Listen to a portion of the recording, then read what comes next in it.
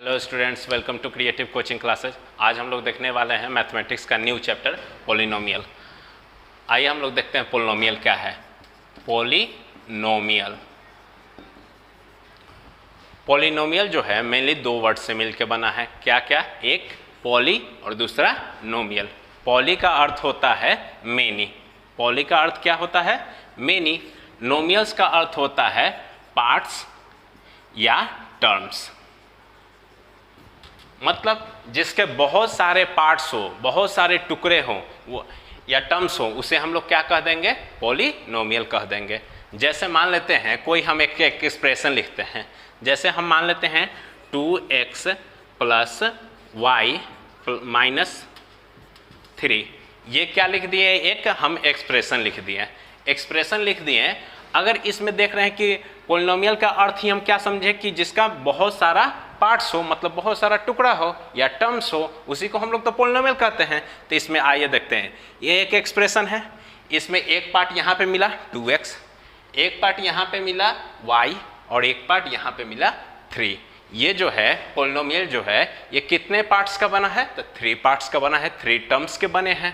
तो ये क्या है? एक पोलिनोमियल है जिसमें कितने टर्म्स हैं? 3 टर्म्स हैं। तो आपको बात टर्म्स का भी समझ में आ गया होगा कि इसमें टर्म्स कितने हैं? 3 टर्म्स हैं। तो एक बात और ध्यान देंगे कि जब भी टर्म्स को हम समझेंगे तो टर्म्स जो होते हैं वो हमेशा अलग होंगे। क्या चीज़ से अलग होंगे? तो हमेशा प्लस या माइनस साइन से ही क्या होंगे? अलग होंगे। हम क्या बोले? Terms must be splitted by plus और माइनस। मतलब टर्म्स जो होंगे वो हमेशा अलग होंगे। किसके द्वारा? प्लस या माइनस से ही। ये नहीं कि उसमें हम मल्टीप्लाई या डिवाइड का यूज कर दे तो वो टर्म्स नहीं होंगे। तो देखेंगे कैसे। अगर मान लेते हैं हम यहाँ पे, तो अभी हम लोग को पता चल गया कि कितना टर्म्स है? तो 3 टर्म्स है। ठीक। अगर हम लोग क्या कर देते हैं, इसको -3 को हम हटा देते हैं तो कितने टर्म्स हो जाएंगे? तो 2 टर्म्स हो जाएंगे। तो आया बात समझ में आप लोग को? ठीक है। अगर हम लोग क्या कर देते हैं, इसको हम यहाँ पे प्लस है जो, उसको हम क्या कर देते हैं? मल्टीप्लाई कर देते हैं। देखेंगे जैसे 2x इंटू वाई प्लस 3।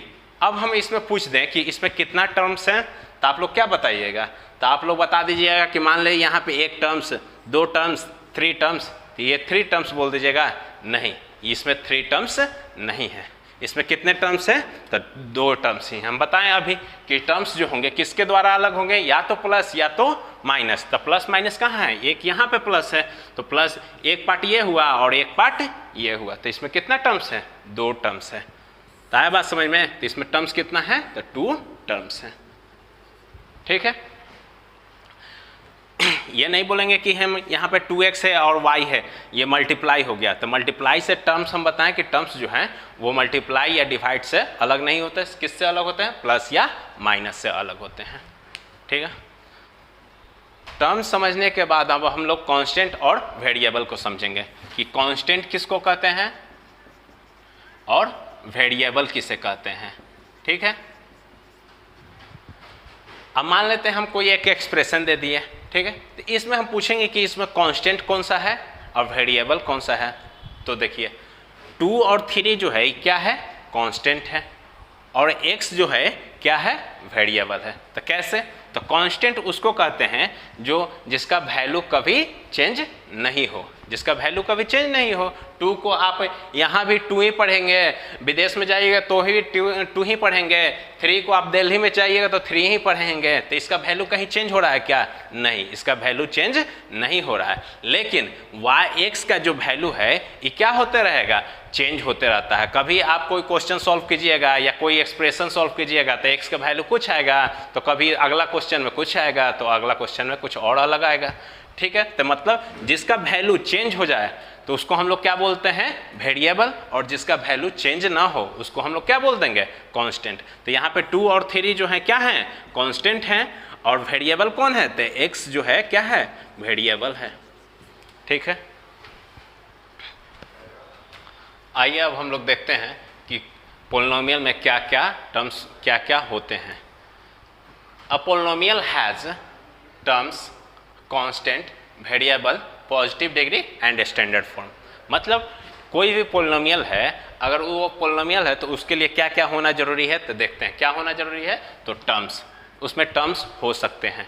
तो देखेंगे यहाँ पे कितने टर्म्स हैं, अभी हम बता दिए हैं कि टर्म्स जो हैं क्या से अलग होते हैं, प्लस या माइनस से। तो यहाँ पे एक टर्म्स, दो टर्म्स, थ्री टर्म्स। तो इसमें टर्म्स कितने हैं, तो थ्री टर्म्स हैं। ठीक है, तो ये क्या है, एक पोलिनोमियल है। और पोलिनोमियल में और क्या हो सकते हैं, तो कोई कांस्टेंट हो सकता है। तो देखेंगे कांस्टेंट यहाँ पे 12 और 7 ये सब क्या है, कांस्टेंट है। 12 और 7 क्या है, कांस्टेंट है। और देखेंगे वेरिएबल, मतलब जिसका वैल्यू क्या हो जाए, हमेशा चेंज हो जाए। तो चेंज किसका वैल्यू होगा, तो x का ही वैल्यू चेंज होता है। तो x का वैल्यू कभी कुछ आता है, कभी कुछ आता है। तो x क्या हो जाएंगे, ये सब वेरिएबल हो जाएंगे। x जो है क्या है, वेरिएबल है। अब देखते हैं पोलिनोमियल्स होने के लिए एक और सबसे इम्पोर्टेंट चीज़ कि उसका जो डिग्री होगा, मतलब उसका जो पावर होगा, वो हमेशा कैसा होना चाहिए, तो हमेशा पॉजिटिव डिग्री ही होना चाहिए। ऐसा नहीं कि उसका पावर जो हो जाए वो नेगेटिव हो जाए। नेगेटिव हो जाएगा तो वो पोलिनोमियल नहीं रहेगा। ठीक है, अगर हम लोग क्या बोल देते हैं, तो देखते हैं इसका पावर कितना है, इसका पावर 2 है। मतलब इसका जो डिग्री है, पावर जो है वो क्या है, पॉजिटिव डिग्री है। कहीं भी नेगेटिव नहीं है, यहाँ भी पॉजिटिव डिग्री है। तो ये क्या है, एक पोलिनोमियल है।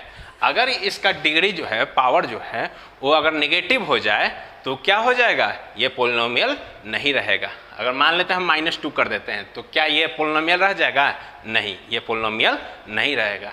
अगर फिर भी अगर हम लोग क्या कर देते हैं, इसको कोई भी एक, इसको हम y से डिवाइड कर देते हैं, क्या कर दिया, y से डिवाइड कर दिया, तो भी ये पोलिनोमियल नहीं रहेगा। क्यों, क्योंकि ये जब ऊपर में जाएगा तो क्या हो जाएगा, इसका पावर नेगेटिव हो जाएगा।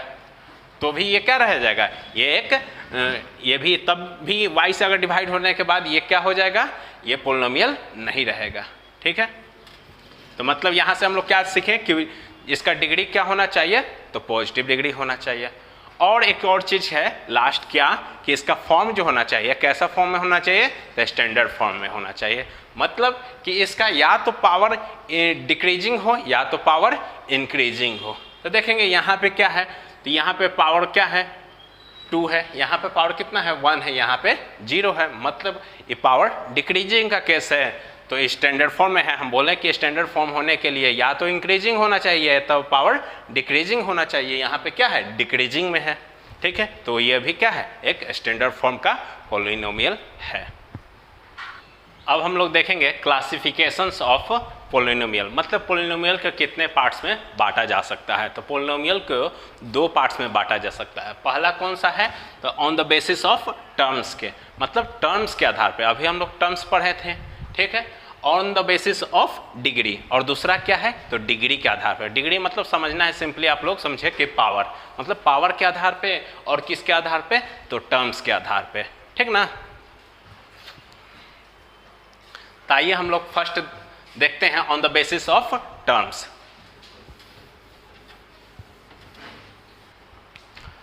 अगला पॉइंट है classification of polynomial. Classification of polynomial हम लोग देख लिए कि ये 2 पार्ट्स में है। कौन कौन है, तो पहला on the basis of terms, दूसरा कौन सा था, तो on the basis of degree. तो आइए हम लोग फर्स्ट वाला पार्ट को देख लेते हैं कि on the basis of terms, terms के आधार पे पोलिनोमियल को कैसे क्लासिफिकेशन किया गया है। ठीक है ना, तो हम लोग टर्म्स के आधार पर पोलिनोमियल को मेनली 1, 2 टर्म, 1, 2, 3 जो टर्म्स है उनको कुछ नाम दे दिया गया है। ठीक ना, और 3 टर्म्स से जिसमें ज़्यादा है उनको हायर नंबर ऑफ टर्म्स हम लोग बोलेंगे। ठीक है, तो टर्म्स के आधार पे हम लोग देख लेते हैं कि उनको क्या नाम दिया गया है। ठीक, on the basis of terms, तो पहला क्या नाम है, तो मोनोमियल। मोनोमियल का अर्थ होता है ऐसा पोलिनोमियल जिसमें कितना टर्म हो, तो सिर्फ एक टर्म हो। तो 1 टर्म जिसमें एक टर्म रहेगा उसको हम लोग कौन सा बोल देंगे, तो मोनोमियल बोलेंगे। ये भी क्या है, एक पोलिनोमियल है। जैसे 9 लिख दिए, सिंपली 9 कोई भी डिजिट लिख दिए, वो भी क्या है, एक पोलिनोमियल है। वो किसका है, तो कौन सा, कितने टर्म है उसमें, तो 1 टर्म है। उसका नाम क्या बोलेंगे हम लोग, तो मोनोमियल बोलेंगे। और क्या बोल सकते हैं, 2x भी बोल सकते हैं। ठीक है, बायोनोमियल, बायोनोमियल का मतलब होता है बाई का मतलब होता है दो, नोमियल का मतलब हम लोग पहले ही समझ चुके हैं कि टर्म्स, मतलब कितना टर्म्स हो, तो दो टर्म्स हो उसको हम लोग क्या बोल देंगे, बायोनोमियल। तो देखेंगे जैसे x + 3 2x + y, ये क्या है, ये बायोनोमियल है, ठीक है। ट्राइनोमियल, ट्राई मतलब क्या होता है, 3, ट्राई मतलब कितने होते हैं 3, नोमियल मतलब टर्म, मतलब कितने टर्म हो, 3 टर्म्स हो, जिसमें 3 टर्म्स हो उसको हम लोग क्या नाम देंगे, तो ट्राइनोमियल नाम दे देंगे। जैसे x + y + 2, इसमें कितने टर्म है, 3 टर्म्स है, ठीक है। और फोर्थ है, इन तीनों को तो नाम दे दिया गया, 1 2 3 टर्म जो थे, तीनों टर्म के लिए हम लोग कुछ न कुछ नाम दे दिया, लेकिन अब हम लोग कितना नाम करेंगे, तो ऐसा कोई जरूरी नहीं है, तो इसलिए क्या कर दिया गया कि 3 टर्म से जो ज़्यादा हैं उनको हम लोग क्या बोल देंगे, हायर नंबर ऑफ टर्म्स में रख देंगे सिंपली। तो इसको क्या बोल सकते हैं, इसमें कितना हो सकते हैं, 4 भी टर्म्स भी हो सकता है, 5 टर्म्स भी हो सकता है, 20 टर्म्स भी हो सकते हैं, कितने भी टर्म्स हो सकते हैं, तो उनको हम लोग क्या बोल देंगे, higher number of terms. 4x + 9 + 7y - 3, तो इसमें कितने टर्म्स हो गए हैं, तो इसमें 4 टर्म्स हो गए हैं। 5 टर्म्स भी कर सकते हैं, 6 टर्म्स भी कर सकते हैं, तो उसको हम लोग किस में रखेंगे, तो हायर नंबर ऑफ टर्म्स में रखेंगे, ठीक है। नेक्स्ट पॉइंट है on the basis of degree, मतलब पोलिनोमियल को किस आधार पर बांटा गया, तो डिग्री के आधार पर। डिग्री मतलब समझना है कि हाईएस्ट पावर, हाईएस्ट पावर को हम लोग क्या कहेंगे, डिग्री कहेंगे, ठीक है। तो मतलब लीनियर पोलिनोमियल हो सकता है, तो डिग्री के आधार पर कितने पोलिनोमियल हो सकते हैं, तो 4 हो सकते हैं। देख लेते हैं हम लोग को क्या क्या, लीनियर हो सकते हैं, क्वाड्रेटिक पोलिनोमियल हो सकते हैं, और क्या हो सकता है, क्यूबिक हो सकता है, और बाई क्वाड्रेटिक पोलिनोमियल हो सकते हैं। तो हम लोग लीनियर पोलिनोमियल किसको कहते हैं, मतलब जिसका डिग्री कितना हो, मतलब हाईएस्ट पावर कितना हो, 1 हो, मतलब जिसका डिग्री जो है कितना होना चाहिए, 1 होना चाहिए, उसको हम लोग क्या कह देंगे, लीनियर पोलिनोमियल। जैसे पोलिनोमियल ऑफ x = कितना हो जाए, 3x - 5, मतलब ये क्या है, इसका पावर कितना है, 1 है, मतलब x का पावर कितना है, 1 है, तो ये जो पोलिनोमियल है ये लीनियर पोलिनोमियल हो गया। इसका हाईएस्ट पावर कितना है, x का पावर, तो 1 है, ठीक है। तो ये कैसा पोलिनोमियल है, लीनियर पोलिनोमियल है। सेकंड है क्वाड्रेटिक पोलिनोमियल, जिसका डिग्री कितना होना चाहिए, 2 होना चाहिए, मतलब हाईएस्ट पावर कितना होना चाहिए, तो 2 होना चाहिए, हाईएस्ट पावर इसमें कितना है, 2 है। थर्ड है क्यूबिक पोलिनोमियल, मतलब जिसका डिग्री कितना हो, 3 हो, उसको हम लोग क्या कह देंगे, क्यूबिक पोलिनोमियल। इसका डिग्री कितना है, 3 है, हाईएस्ट पावर 3 है इसमें। बाई क्वाड्रेटिक पोलिनोमियल, मतलब जिसका डिग्री कितना हो, 4 हो, तो इसका पावर हाईएस्ट पावर कितना है, 4 है, तो ये क्या हो गया, बाई क्वाड्रेटिक पोलिनोमियल हो गया, ठीक है। आई होप कि यहाँ तक आप लोग को समझ में आ गया होगा कि क्लासिफिकेशन ऑफ पोलिनोमियल, ठीक है।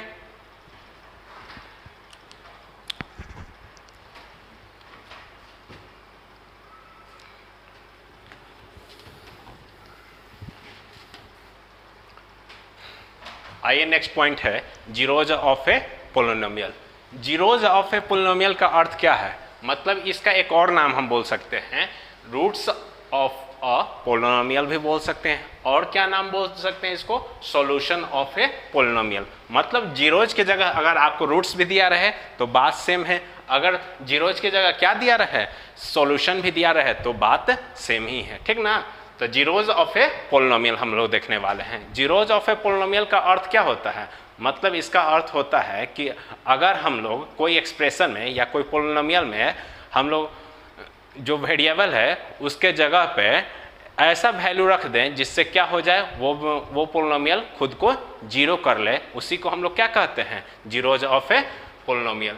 जैसे हम लोग देख सकते हैं, जैसे मान लेते हैं हम कोई पोलिनोमियल दिए x के टर्म में x - 3, इसमें ऐसा कौन सा वैल्यू रखें x का जिससे ये क्या हो जाए, खुद को क्या कर ले, जीरो कर ले।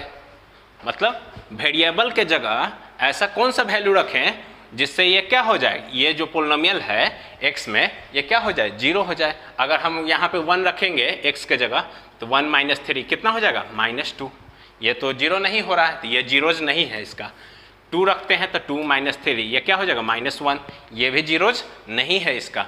अगर हम लोग इसके जगह वेरिएबल के जगह 3 रख दे, 3 माइनस 3, अगर ये 3 माइनस 3 कितना हो जा रहा है, 0 हो जा रहा है, तो हमको पता चल गया कि इस पोलिनोमियल का जीरोज क्या है, तो इस पोलिनोमियल का जीरोज क्या है, x इक्वल टू 3 है। तो समझ में आ गया। अगर हम लोग अभी देख लिए कि 3 माइनस 3 कितना हो गया, 0, मतलब ये क्या हो गया, इस पोलिनोमियल का जीरोज क्या है, तो 3 है, तो x इक्वल टू कितना हो जाना चाहिए, 3। ठीक है, अब हम लोग इसको हर बार, तो हम मान लो हम इसको, हाँ ये एक्सप्रेशन का हमको दे देता कि आप जीरोज निकालिए, तो हम बार बार क्या करते हैं, हम बार बार कोई डिजिट पुट करते क्या और देखते हैं कि बार बार कभी 1 रखते हैं, कभी 2 रखते हैं, कभी 3 रखते हैं, तो आंसर लाते क्या, नहीं। उसके लिए हम लोग डायरेक्ट क्या करेंगे, जीरोज ऑफ पोलिनोमियल, जब भी आप लोग को बोले क्या निकालने के लिए, जीरोज ऑफ ए पोलिनोमियल, तो डायरेक्ट उस एक्सप्रेशन को किसके बराबर कर दीजिएगा, तो डायरेक्ट उस एक्सप्रेशन को 0 के बराबर कर देंगे, वही क्या दे देगा, वही जीरोज ऑफ ए पोलिनोमियल दे देगा। ठीक है, तो x इक्वल टू यहाँ से क्या आ गया, 3। अभी हम लोग देखे थे कि हम लोग इस एक्सप्रेशन में 3 माइनस 3 किए थे, तो क्या आ गया था, 0, तो x के जगह क्या आ गया था, 3। तो आई होप यहाँ तक आप लोग को समझ में आ गया होगा। अगर मान लेते हैं ये तो सिंपल एक्सप्रेशन था कि ये जीरोज आप लोग निकाल लिए, मान लेते हैं अगर 7 माइनस एक्स इक्वल टू ये भी दिया रहे तो आप लोग निकाल दीजिएगा सिंपल तौर से, 7 equal to x equal to 7 लिख दीजिएगा। यहाँ से भी आप जीरोज निकाल लीजिएगा, क्या है कि एक्स इक्वल टू 7 है। लेकिन अगर हम लोग को ये क्वाड्रेटिक में दे दे, क्वाड्रेटिक पोलिनोमियल में दे दे, तो हम लोग इसका जीरोज कैसे निकाल लेंगे, आइए उसको हम लोग देखते हैं। क्वेश्चन है find the zeros of A polynomial 2x plus 5x minus 12। तो हम लोग इसका जीरोज कैसे निकाल सकते हैं, तो अभी हम बताएं कि कोई भी पोलिनोमियल आपको दिया रहा है और उससे जीरोज आपको पूछे, तो उसको डायरेक्ट उस इक्वेशन को किसके बराबर कर देंगे, तो 0 के बराबर कर देंगे। तो डायरेक्ट हम लोग यहाँ से क्या लिख सकते हैं कि fx इक्वल टू क्या दिया है, 2x square plus 5x minus 12। इसको जीरोज करना है तो fx को कितना बराबर कर देंगे, 0। मतलब कहने का अर्थ ये जो है 2x square plus 5x minus 12 को किसके बराबर कर दें, तो 0 के बराबर कर दें। ठीक है, यहाँ से हम लोग क्या कर देंगे, x का वैल्यू निकाल लेंगे। आइए इसको हम लोग सीखते हैं कि कैसे निकालते हैं। ठीक ना, तो सबसे पहले देखो ये क्वाड्रेटिक इक्वेशन है, इसको हम लोग कैसे x का वैल्यू निकाल सकते हैं। तो x का वैल्यू निकालने के लिए हम लोग क्या करना पड़ेगा, जो बाहरी साइड है ये जो -12 है और 2, इसको क्या कर देंगे हम लोग आपस में मल्टीप्लाई करेंगे। तो ये मल्टीप्लाई करेंगे तो कितना आ जाएगा, -24। कितना आया, -24। अब इस 24 को हम लोग क्या कर दें, प्राइम फैक्टराइज करें। आप लोग इसको ऐसे किए, 2 से गया कितना 12, 2 से 6, 2 से 3। अब हम लोग देखेंगे कि इस पार्ट को ऐसे मल्टीप्लाई करना है, इस पार्ट को ऐसे मल्टीप्लाई कर कर प्लस या माइनस करके लिखना है कि जो बीच वाला टर्म आ जाए, प्लस या माइनस करें तो ये आ जाए और मल्टीप्लाई करें तो 24 आ जाए। तो ठीक है, देखते हैं अगर हम लोग क्या कर देते हैं। अगर हम लोग इस तरह से इसको सेट करना पड़ेगा, देखो तो 2 2 जा 4, 4 2 जा 8, इसको क्या किए 8, ये कितना है 3। अब देखो तो 8 माइनस 3 करेंगे कितना आ जाएगा 5। हम क्या बोले कि इसको इस ढंग से सेट करना है कि अगर प्लस माइनस कर रहे हैं तो बीच वाला टर्म आ जाए। क्या हम बोले, प्लस माइनस कर रहे हैं तो बीच वाला टर्म आ जाए, और इसको मल्टीप्लाई कर दें तो इन दोनों का टर्म का मल्टीप्लाई के बराबर आना चाहिए। ठीक है, तो हम देखेंगे तो प्लस माइनस किए तो ठीक है, इसको प्लस किए इसको माइनस किए, 8 माइनस 3, 8 माइनस 3 करेंगे तो कितना आ जाएगा 5 आ जाएगा। ठीक है, अगर 8 इंटू -3 को मल्टीप्लाई करते हैं तो कितना आ जाएगा -24। तो ये क्या हो जा रहा है, ये सेट कर जा रहा है। तो अब इसको हम लोग कैसे लिखेंगे, देखेंगे हम लोग लिखेंगे 2x स्क्वायर, इसको क्या लिख सकते हैं हम लोग प्लस 8 माइनस 3x, मतलब 8x में से 3x जाएगा कितना आ जाएगा 5x आ जाएगा, और इन दोनों को अगर मल्टीप्लाई करोगे तो ये कितना आ जाएगा -24 आ जाएगा। ठीक है, -12 इक्वल टू 0, ये -12 यहीं पे उतार दिए हम। अब हम लोग क्या करेंगे, इन दोनों में से कॉमन देखते हैं। इन दोनों में से कॉमन क्या है, तो 2 2 और x, मतलब 2x कॉमन है, तो x स्क्वायर x प्लस 4, यहाँ से क्या आया 2x इंटू एक्स कितना आ जाएगा 2x स्क्वायर आ जाएगा, प्लस प्लस है और 8x है यहाँ पे, तो 4 2 जा 8x है। ठीक है, अब यहाँ से क्या कर लेते हैं हम लोग, -3 कॉमन ले लेते हैं, -3 कॉमन ले लेते हैं, तो देखेंगे x यहाँ पे तो x -3 इंटू एक्स कितना हो जाएगा -3x। अब यहाँ पे -12 लाना है, तो -12 लाने के लिए यहाँ पे क्या करना पड़ेगा 4 रखना पड़ेगा, तो ही ना -3 को 4 से मल्टीप्लाई करेंगे तो कितना आ जाएगा -12 आ जाएगा, इक्वल टू क्या हो जाएगा 0। ऐसे भी आप लोग ध्यान दीजिएगा कि जब भी ये पार्ट और ये पार्ट क्या होना चाहिए, इक्वल ही होना चाहिए, तभी ये क्वाड्रेटिक आएगा। तो देखेंगे अब देखो तो ये दोनों पार्ट क्या है इक्वल है, तो इसको एक बार लिख सकते हैं, कॉमन ले लेंगे इसको x प्लस 4। अब यहाँ से जो बच गया उसको लिख देंगे 2x माइनस 3 इक्वल टू 0। मतलब कहने का अर्थ एक बार ये भी क्या है 0 के बराबर है और ये पार्ट भी क्या है 0 के बराबर है, तो यहाँ से हम लोग लिख सकते हैं क्या, तो x प्लस 4 इक्वल टू 0, तो x इक्वल टू क्या हो जाएगा -4। और क्या लिख सकते हैं एंड हम लोग और क्या लिख सकते हैं 2x माइनस 3 इक्वल टू 0, तो x इक्वल टू क्या हो जाएगा, ये माइनस है इधर आएगा तो प्लस, ये इंटू है इधर जाएगा तो डिवाइड में, मतलब x इक्वल टू क्या आ जाएगा 3/2 और x का वैल्यू क्या आ जाएगा -2 आ जाएगा, -4 आ जाएगा। तो यहाँ से तो हम लोग क्या फाइंड कर लिया, find the zeros of A polynomial, तो ये इसका क्या हो गया 0 हो गया और ये भी क्या हो गया जीरोज हो गया। जब भी क्वाड्रेटिक इक्वेशन रहेगा तो उसका मैक्सिमम कितना जीरोज आ सकता है, तो 2 ही आ सकते हैं, तो 2 आ गए, -4 और -3/2। और जीरोज कहने का अर्थ क्या है, अगर इस पार्ट को हम लोग x के जगह पे हम क्या रख दे -4 रख दे, तो इस पूरे टर्म को क्या कर देगा, ये 0 बना देगा, ये भी 0 बना सकता है और 3/2 भी इसको क्या कर सकता है 0 बना देगा। जब भी आप यहाँ पे 3/2 रख देंगे x के जगह पे, तो क्या बना देगा, इस पूरे टर्म को क्या बना देगा 0 बना देगा। आई होप कि यहाँ तक आप लोग को समझ में आ गया होगा। आइए नेक्स्ट फार्मूला की ओर हम लोग देखते हैं, relation between the zeros and coefficient of quadratic polynomial. Quadratic polynomial मतलब समझते हैं जिसका डिग्री कितना होना चाहिए 2 होना चाहिए, मतलब उसका जितने जीरोज भी मैक्सिमम जीरो भी कितना आ सकता है, तो 2 ही आ सकता है। ठीक है, आइए जैसे हम लोग देख लेते हैं किसके किसके बीच में रिलेशन हम लोग देखना है, जीरोज के बीच में और किसके किसके बीच में, coefficient of quadratic polynomial. Coefficient मतलब समझते हैं कोएफिशिएंट ऑफ क्वाड्रेटिक पोलिनोमियल, तो जीरोज तो आप लोग पता है कि जो उस वैल्यू को क्या कर दे 0 कर दे। कोएफिशिएंट का मतलब होता है कि अगर हम लोग बोल देते हैं कि x स्क्वायर का कोएफिशिएंट क्या है, तो a है। कोएफिशिएंट मतलब होता है के साथ, मतलब x स्क्वायर के साथ कौन है, तो a है, तो x के साथ कौन है, तो b है, मतलब x का कोएफिशिएंट कौन है, तो b है, x स्क्वायर का कोएफिशिएंट कौन है, तो a है। ठीक है, अब हम लोग देखेंगे px equal to ax square plus bx plus c, ये क्या है क्वाड्रेटिक पोलिनोमियल का स्टैंडर्ड फॉर्म है। ठीक, where a is not equal to 0, क्यों यहाँ पे a जो है 0 के बराबर नहीं होना चाहिए। क्यों नहीं होना चाहिए, क्योंकि अगर ये 0 हो जाता है तो इसको भी क्या कर देगा, ये पार्ट को भी a अगर 0 हो जाता है तो इस पार्ट को भी क्या कर देगा, x स्क्वायर को भी 0 कर देगा, जिस कारण से ये क्वाड्रेटिक पोलिनोमियल नहीं रह जाएगा। इसीलिए यहाँ पे लिखा गया है कि a is not equal to 0। अब हम लोग देख रहे हैं कि अगर ये पोलिनोमियल है क्वाड्रेटिक पोलिनोमियल, अगर इसका कितना रूट्स हो सकते हैं, कितने जीरोज हो सकते हैं, तो कितने हो सकते हैं 2 हो सकते हैं। एक का नाम हम रख दिए क्या अल्फा, दूसरा का नाम क्या रख दिए हम लोग बीटा रख दिए। 2 जीरोज है तो 2 जीरोज का नाम रख दिया अल्फा और beta. Alpha and beta are the zeros of a quadratic polynomial. इस पोलिनोमियल का अल्फा और बीटा क्या है, जीरोज है।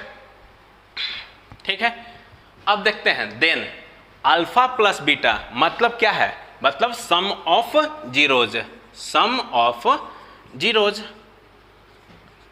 मतलब जीरोज के सम को अगर किसके बराबर हो जाता है तो -b/a, -b/a मतलब b क्या है, यहाँ पे देखेंगे ये क्या है b है और a क्या है, मतलब b क्या है तो x का कोफिशिएंट है और a क्या है तो x स्क्वायर का कोफिशिएंट है। तो माइनस बी बाई ए के टर्म में होता है, जिसको हम लोग क्या लिख सकते हैं, माइनस है तो माइनस लिख दिए, कोफिशिएंट ऑफ एक्स, कोफिश बी क्या है तो कोफिशिएंट ऑफ एक्स है, और कोफिशिएंट ऑफ एक्स स्क्वायर, तो ए क्या है तो ए है जो कोफिशिएंट ऑफ एक्स स्क्वायर, तो एक्स स्क्वायर का कोफिशिएंट क्या है तो ए है। ठीक है, तो हम लोग हमेशा याद करेंगे इस फॉर्मूला को कि सम ऑफ जीरोज किसके बराबर होता है तो माइनस बी बाई ए। और वैसे ही प्रोडक्ट ऑफ जीरो, ये क्या है प्रोडक्ट, प्रोडक्ट मतलब गुना,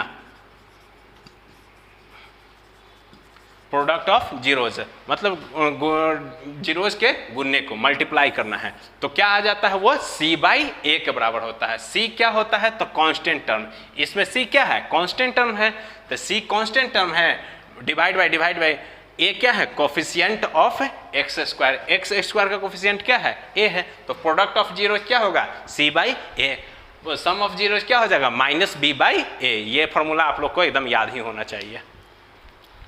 Find the zeros of the polynomial fx equal to 2x square plus 5x minus 12 and verify the relation between zeros and coefficient। अभी हम लोग पढ़े हैं कि रिलेशन निकालना किसके किसके बीच में, जीरोज और कोफिशिएंट के बीच में, ये और हम लोग क्या फाइंड करना है इसमें तो जीरोज भी फाइंड करना है। तो जीरोज तो हम लोग इस क्वेश्चन का पहले ही कर चुके हैं, जैसे हम लोग पहले ही बता दिए थे कि जीरोज निकालने के लिए जो एफ एक्स को किसके बराबर कर देना होगा जीरो के बराबर, मतलब कहने का कि 2x square plus 5x minus 12 को किसके बराबर कर देंगे जीरो के बराबर कर दें। अगर जीरो के बराबर करते हैं तो क्या हो जाएगा, देखेंगे इसको सॉल्व किए थे हम लोग पिछले बार ही कि इसको कितना लिख सकते हैं plus 8x minus 3x minus 12 equal to zero, यहाँ से 2 कॉमन था 2x कॉमन था तो x plus 4 minus 3x minus plus 4 equal to zero, तो x प्लस 4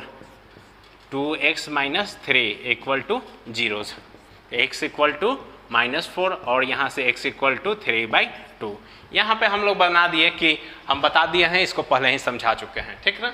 यहाँ से क्या आ गया, ये तो क्या आ गए, ये दोनों क्या हैं, ये जीरोज हैं, क्या है तो zeros of A polynomial F x जो पोलिनोमियल है ये क्या है उसके जीरोज है। अब तो ये पार्ट तो हो गया हम लोग का पहला पार्ट यहाँ से यहाँ तक, उसके बाद दूसरा पार्ट बोल रहा है and verifying the relation between its zeros and coefficients. तो इसका रिलेशन हम लोग कैसे पढ़े थे कि सम ऑफ जीरोज क्या होता है, सम ऑफ जीरोज क्या होता है तो माइनस बी बाई ए होता है। तो सम ऑफ जीरोज मतलब देख लेते हैं सम ऑफ जीरोज कितना है -4 प्लस 3/2 इक्वल टू कितना आ जाना चाहिए माइनस बी क्या है यहाँ पे बी तो 5 है तो माइनस लगा देते हैं -5/ए, 2 कितना है ए कितना है 2 है।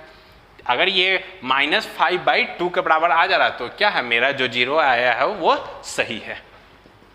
तो देख लेते हैं इसके नीचे छुपा है 1 2 हो गया, ये 8 माइनस 8 प्लस 3 तो -5 मतलब -5/2, ये दोनों क्या है सही है, मेरा जो जीरोज आया है वो सही है।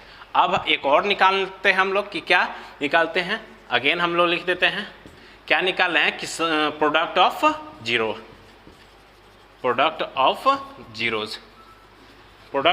क्या होता है c बाई ए, तो प्रोडक्ट ऑफ जीरोज तो देखेंगे -4 इंटू -3/2 इक्वल टू c कितना है इसमें देखेंगे c तो -12 है, ये 12 नहीं लिखेंगे हम लोग, ध्यान देंगे कि यहाँ पे जो इसके साथ जो साइन रहेगा उसको भी ध्यान से लिखना है। तो c इक्वल टू क्या हो जाएगा -12, ए कितना है 2 है, मतलब ये कितना आ जाना चाहिए देखेंगे इसको, ये 2 टाइम्स गया तो कितना आ जाएगा -6 इक्वल टू ये भी कितना आ गया -6, मतलब ये भी क्या है इक्वल है। तो जो रिलेशन है जीरोज और कोफिशिएंट के बीच में वेरीफाई हो गया, ठीक है।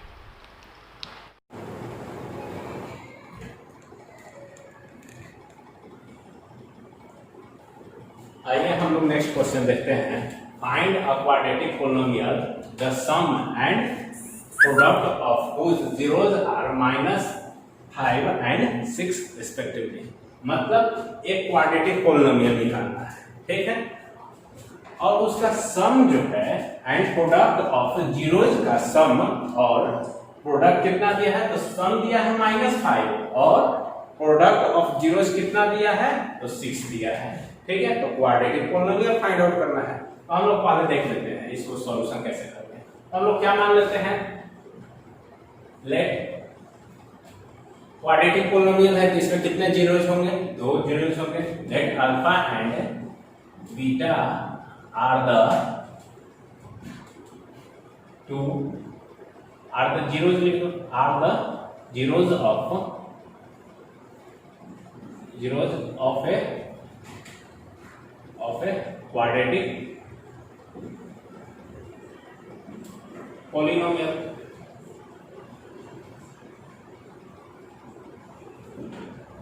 ठीक है, अल्फा और बीटा क्या है, क्वाड्रेटिक पोलिनोमियल के जीरोस हैं। मतलब तो हम लोग सम ऑफ जीरोस दिया है, अकॉर्डिंग टू क्वेश्चन डाल देते हैं सम ऑफ जीरोस मतलब अल्फा प्लस बीटा कितना हो जाएगा, माइनस बी बाई ए।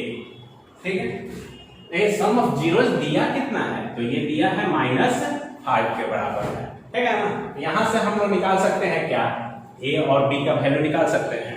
तो देखेंगे यहां से क्या निकल जाएगा, यहां से minus B by A equal to कितना है, -5 बाई कितना लिख सकते हैं इसको, 1 लिख सकते हैं।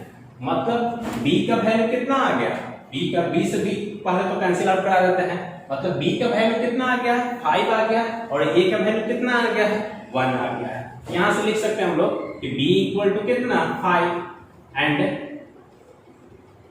a इक्वल टू कितना लिख सकते हैं, 1 लिख सकते हैं। यहां से तो आपको आ गया। और उसके बाद दिया है कि प्रोडक्ट ऑफ जीरोस कितना दिया है, तो अल्फा इंटू बीटा क्या होता है, c by A. Product of zeros कितना दिया है, तो 6 दिया है, तो 6 लिख दिए। अब देखो तो a का वैल्यू कितना आया था, तो 1 आ चुका है, तो यहाँ पे रख दें a का वैल्यू, तो रखेंगे तो क्या आ जाएगा, तो c बाई 1 इक्वल टू 6। तो c इक्वल टू क्या आ जाएगा, यहाँ से c इक्वल टू 6 आ जाएगा, ये इधर मल्टीप्लाई हो जाएगा, तो c इक्वल टू कितना हो जाएगा, 6 हो जाएगा। अब हम लोग को क्या फाइंड करना है, quadratic polynomial, find the quadratic polynomial. तो क्वाड्रेटिक पोलिनोमियल का हम लोग को स्टैंडर्ड फॉर्म हम लोग को पता है, क्या होता है, ax² plus bx plus c। ये क्या है, ये क्वाड्रेटिक पोलिनोमियल का स्टैंडर्ड फॉर्म है। स्टैंडर्ड फॉर्म हम लोग लिख सकते हैं। अब देखो a का वैल्यू कितना आया है, a का वैल्यू 1 आया है, तो 1 तो लिखने की जरूरत नहीं है, डायरेक्ट हम क्या लिख देते हैं, x² लिख देते हैं। अब हम लोग देखते हैं b का वैल्यू कितना आया है, तो b का वैल्यू 5 आया है, तो मतलब प्लस 5x लिख सकते हैं। अब उसके बाद है c का वैल्यू कितना आया है, तो प्लस 6 आया है, तो प्लस 6। यही क्या हो गया, यही जो है ये क्वाड्रेटिक पोलिनोमियल का इक्वेशन आ गया। मतलब px इक्वल टू हम लोग क्या लिख सकते हैं, x² plus 5x plus 6। Thank you for watching this video.